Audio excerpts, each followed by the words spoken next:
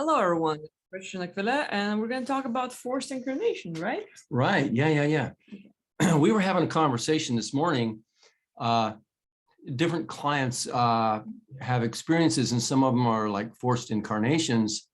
And while at the same time, I'm looking at beings being responsible for their condition and actually having a choice and having chosen to incarnate. But there's a little conflict, and we're talking about whether it's a conflict in philosophy or understanding of the phrase, or what are we talking about exactly, right? Yeah. See, so we started breaking it down specifically. What do we mean by forced incarnation? And then we really got into a conversation about it. We thought, hey, let's make a video. So here we are. Now, the idea of forced incarnation, I asked Aquila, I said, Aquila, Yeah. when you are sharing with clients, are you seeing a lot of clients being forced incarnation? Do you mean forced into an incarnation on Earth, or forced incarnation into the physical universe, but like, some other planet anywhere? Or what do you normally see when you work with clients? So I would say, like, with all the clients we have had, and with me looking into their past lives or them remembering and telling me all about it, it's more like I would give like 60% of people that I have worked with have been forced to incarnate here on Earth, which means whatever happened, where in the physical universe, in the 4D or whatever, something happened and they ended up here on Earth against their own free will. But the other 40% is like they made their own decision. It's like they're in the fourth dimension, fifth dimension, and wherever realm they are. And they know, like, oh, there's a game in the physical universe, and a game can be like, oh, look, there's a massive war. Oh, look, I need to help people. There's someone needing my help, and I can teach others. And whatever thing you're getting engaged with, those 40% made a decision to come here to the physical universe, Earth, and they ended up here somehow later. But first, the intention was to come to the physical universe. I see. The way I see it, and you can look at it all kinds of different ways. And for you, that's going to be your reality. But the Earth experience and the physical universe experience is like a belief system territory. Your reality and what you see and experience here is based upon your beliefs. And you go into agreement with other beings who have also decided that this is their reality, and there's common agreement. So it becomes a common consensus reality experience. And it's also all these realities, or the physical universe, or other universes, or realms, or planes, parallel worlds, all this stuff. They are all constructs in consciousness, like daydreams or dreams on automatic, and you're living in the dream world that you are creating. And when you create and live in a dream world with other people, it becomes more real between you and that other person. You put millions or billions or trillions into that world, and now you've got a really solid reality. So when you want to change the city square, there's a big fountain there, you want to put a big old oak tree there, you could do it in your imagination if you were having a daydream that was vivid and real, and it was your reality. Except if there are a lot of other people have already agreed that it's a fountain, and you agree that it's a fountain, you see a fountain, it's all a fountain, then you change it. Well, you might be able to see your tree, but everybody else is still seeing the fountain, and they're not agreeing with you. They're calling you crazy if you're seeing something that they are not. So likewise, this thing about agreements, it has to do with incarnations. Right. What I see is like when a person is like they're forced to incarnate on Earth, that means they either were on Earth before or on some other physical planet before, and they drop dead and they leave. Now they're in some other realm with other beings, and they get involved in interactions with these other beings. It's like games of life. Yeah, it's war, it's all kinds of creepy shit, but it's engaging spiritual stuff, non-physical, okay? Or you could say an experience beyond the normal human perception. Somebody that has a greater range of perception, like Akvila, we call it psychic, paranormal vision, or clairvoyance and stuff like this. But people can see beyond this realm.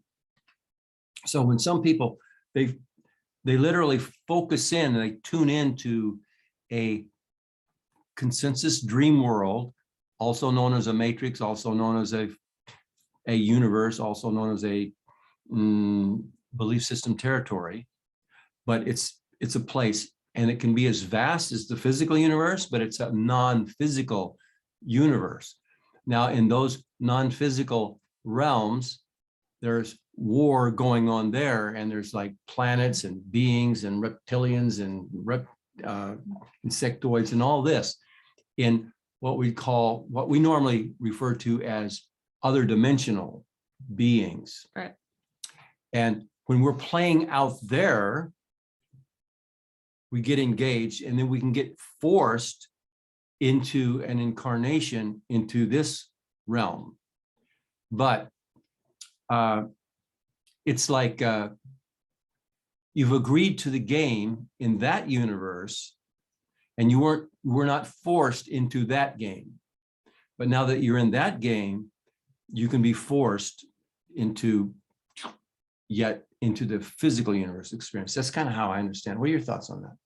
Yeah, like I'm going with you. The only thing like I would add is that a lot of people, like we see, like, let's say 4D, 5D is like, oh, it's so appealing, it's going to be way better than Earth and physical plane. But it's exactly the same over there, like less pain because of agreements we've made, because of the reality we believe in. But even then, it's like everything that's going on here in the physical is going on in the 4D and 5D. But you can also find places where you can just get away and not be involved in the whole duality and these harsh games. But we have to remember that beings like us, we're pretty competitive. We like watching basketball and football and soccer and other games. We like playing video games. We like watching TV shows and movies, and it's not going to be all good. In romance, we have drama, and like action movies, there's war and killing, and that's what entertains us. So over here, we've been from the godlike being who's like, yeah, this game is going to be easy. I'm just going to go in, fool around, and go back. And then you spend too much time here in the physical, you end up here on Earth, lost most of your abilities, lost your memory. And now it's like, I hate this place. It's too fucking hard. I want to die. I want to get out. And this is too much. This is suffering. I hate this place. Like it's that victimhood. But you literally have to remember where you came from and the mindset you've had, because once you take responsibility, then, hey, you control your situation. And even though it's hard right now, you can focus on changing vibrations, altering what people see and how they act. And actually, like we have consensus reality, but at the same time, what you give out to others, it's like you start thinking, oh, the life is great. You change vibration and you tune into the reality of Earth, where people are actually kinder. And all of a sudden you attract that and you get the better reality. So again, there's like a lot of consensus reality, but we can also alter it if we just take responsibility for it. Yeah. This whole subject of realities and dimensions and densities, it's a vast subject, and it depends on one's perspective whether or not they even exist. And the simplest way I've ever been able to explain all this stuff is that this is like your daydream. You are dreaming this world, yourself. Doesn't matter what other people are doing, but you're dreaming it. Now, they may have dreamed the dream and you go, oh, nice dream, and you jump into their dream. In other words, you can say somebody else created this world and you saw that, and then you tune into their channel, their frequency vibration, or the millions or billions or trillions that are creating this together. And then you just simply tune in. Now you live that dream with them, but you can't change things like you could if it was all just you and you knowingly created your own reality. Especially like if you're living in the surroundings of your own thoughts, constantly reminding yourself of the past. Let's say, oh, like I talk too fast, people don't understand me, I don't have enough money, and you live of whatever you have experienced your whole life, and that trauma, the negative, you remind yourself is constantly in your face. And then there are people who experience the same thing with you, and it's going to be your mom or your dad or your siblings or your grandmother or people at work or your best friends or your ex-lover or whatever, reminding you of the same old crap. And you literally have to not just change your mindset, but hey, stop talking about it, I'm done, don't remind me of that stuff. And like at least you either back off from these people or you have them change the view as well, because if you're working on one thing and they keep reminding you of that stuff, you're jumping back to that stuff and you're staying in that place. So there's a lot of work in there. Yeah. And we were talking about forced incarnation. Here's a metaphor. Are you ready? Are you ready? Go on. I haven't told you this one yet. No, you didn't. No, this is a brand new one. So you like race cars, and you like NASCAR, and you like Formula One and all this stuff. You like this racing thing, right?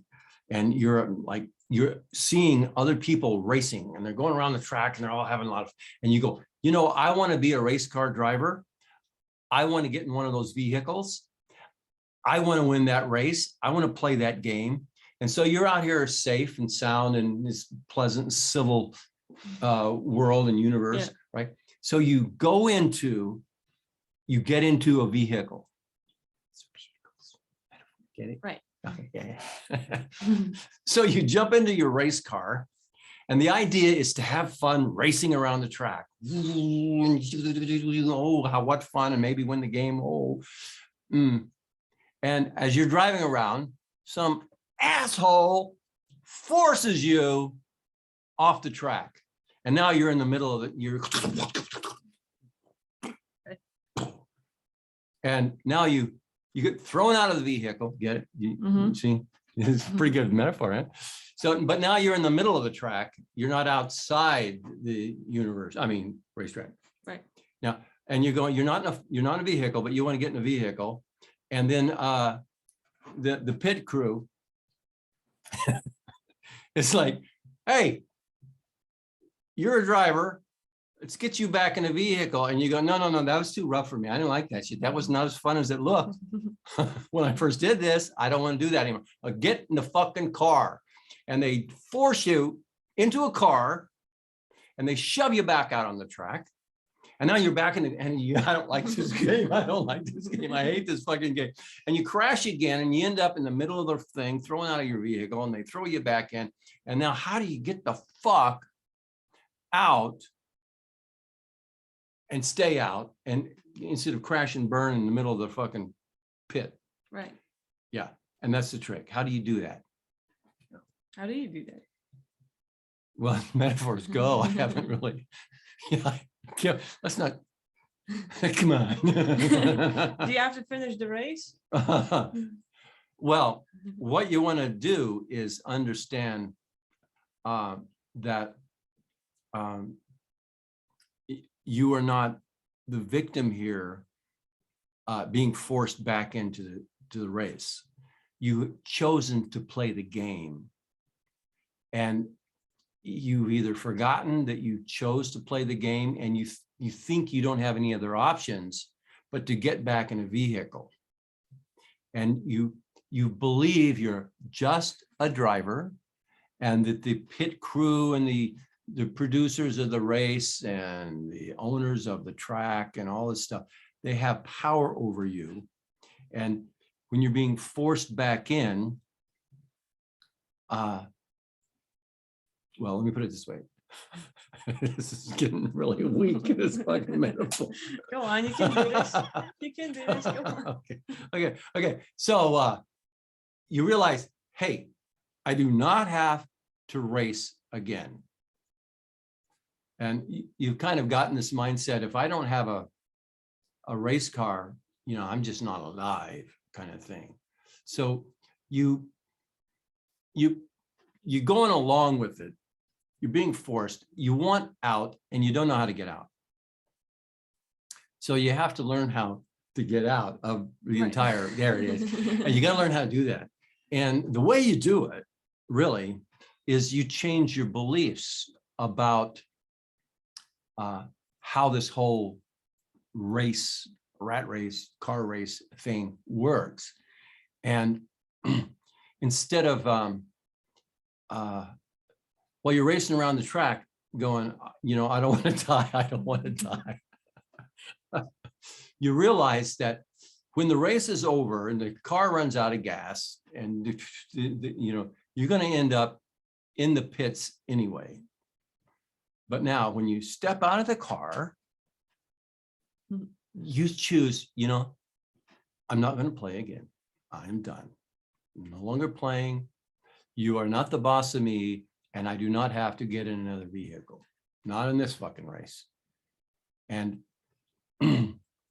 you stay awake in the process of when you leave the vehicle.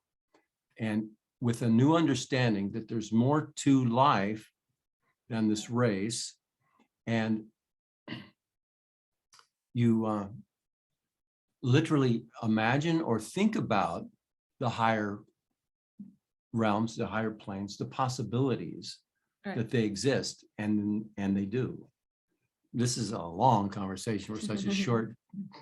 I thought that was a pretty good metaphor when I first started. Was. Yeah. Thank you. Okay.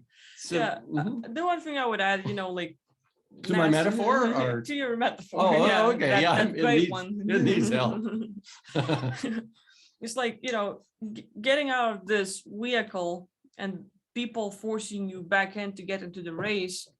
It all happens because of your consensus. Like, oh yeah, I'm too weak. Okay, if you give them power over you, you end up here. If they use force and you're like not gonna do anything, you get here. So it's all like, oh, I don't want to play the game anymore. Fuck you guys, and you just walk away. You're not like not looking at them, not dealing with them. You're not like, I'm done with this, and you walk away. They can't get you in if you don't agree to it. You know, but if you agree to it by your beliefs, like, oh, I'm weak, I can't do anything, oh, it hurts, and all of a sudden you minimize yourself, that's where they get you. So you have to really like take responsibility and just quit fully. Yeah. Can we be done with that metaphor? Yeah, now? we can be done. Yeah. Okay. Yeah. Are we done? Or we want to talk some more about this? We don't want to fuck it up more. So yeah.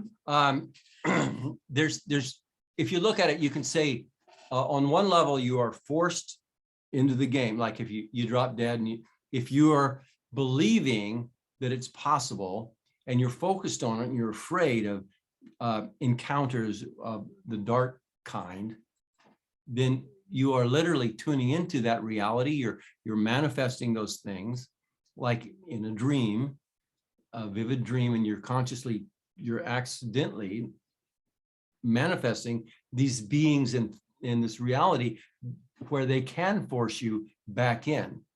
But if you were to change your thinking and your beliefs about what's to encounter when you leave this vehicle, that's the magic. And it's an opportunity to take responsibility for learning or gaining knowledge about how things work in this life and in this world and beyond. Because in fact, you are agreeing to the game universe, you might say, that you're in, whether you're in this physical body or in the next another realm outside of this, an experience outside of this that you might call non-physical, but you're still engaged just like you're engaged in this one. But in that realm, maybe you are forced, but before you got into that realm, outside of that realm, you knew what it was about and you chose to play that game. And within that game of non-physical experience, you might find yourself being forced into an even denser reality experience. So in that way, you're forced, but outside of where you were being forced into this reality or this earth carnation, outside of that, you knew full well what you were getting into. Yeah. And you made the choices, you know, you chose to do it. Kind of like that. Mhm. I got some more fucking metaphor. I get nuts. I would just like show it one thing, you know, just because you decide to like, okay, I'm done. It does not mean that everything will cease to exist. Like you no longer believe in the soul traps or forced incarnation. It does not mean that it's no longer going to exist. It's like, I don't recall the saying, but just because you don't know the law doesn't mean you're not going to be responsible for when they catch you. Right. You know? Yeah. So by that thinking, you're like, okay, I no longer agree to the soul traps or the forced incarnation, and you shift your vibration into freedom, into not duality, not being caught up, but being free, being infinite. And that's where you tune into the bigger game. But if you're like, you know, I'm a victim, yeah, I can be attacked, and then yeah, that's going to be in your possible realities, you know, but like it's existing. It's just like, it depends on what you tune into. Yeah. What she said, when you do your inner work to like let go of the limiting beliefs, and you let go of the fears, you refocus, you stop focusing on and thinking about an inner talk about the negative stuff in the afterlife. Because when you do talk about it and think about it, imagine how it might be in a negative way, you're literally creating it that way. Yep. And whatever it takes to manifest a reality regarding your imagination, and how much emotion you put into it, and do you get an emotional frequency match with what you're thinking, all this law of attraction sort of stuff. What you can think a lot of different things about out there, but if you start thinking the negative and you get the right emotional match to that, you can create that. And so you can leave this realm and find yourself in one of these realms of a contentious, creepy place, and being forced to reincarnate. But if you do the inner work, you're releasing this fear and the worry and concern, and you're releasing this belief about what's going to happen here. You've done your work from getting rid of the negatives. It's very necessary to do the work of adding the positive stuff.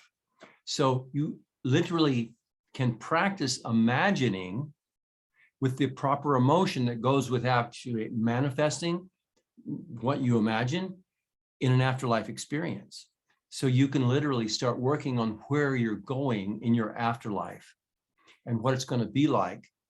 But you need to actually sit down and practice thinking about it, thinking about the positive, getting the feeling of what it would be like to experience a positive reality or realm once you leave here.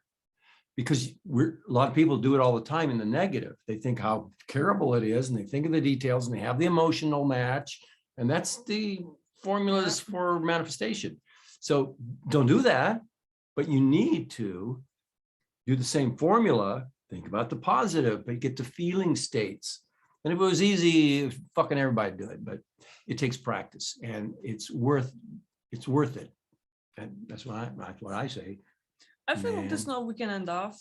Like it's a good, you know, good place for a break. Yeah. At least it's someone pause instead of like more into it. Yeah, because we could just keep on going. Okay, I guess that's a good wrap. Yeah. Your final thoughts or wrap up? What you say. What I said. Yeah. Forced reincarnation. What we said. Okay. Great. Hey, thanks for watching. Really appreciate it. And we'll talk to you later. Bye. Thank you.